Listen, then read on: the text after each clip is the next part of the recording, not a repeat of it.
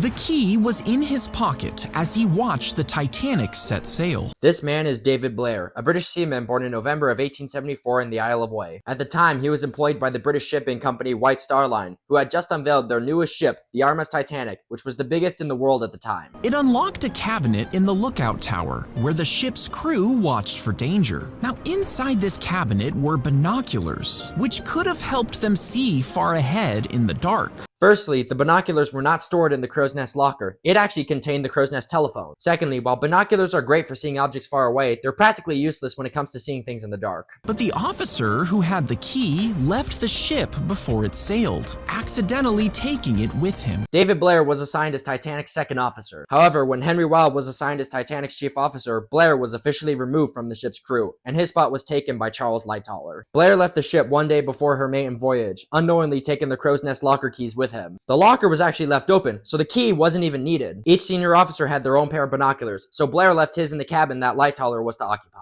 Without those binoculars, the lookouts had to rely on their own eyes, struggling to see through the night. As stated before, binoculars would not help with seeing in the dark. And if they did have them, then they would have been trying to spot pitch black objects in a pitch black environment. Also, there was no fog in the area where the ship sank. And by the time they finally spotted the iceberg, it was too late.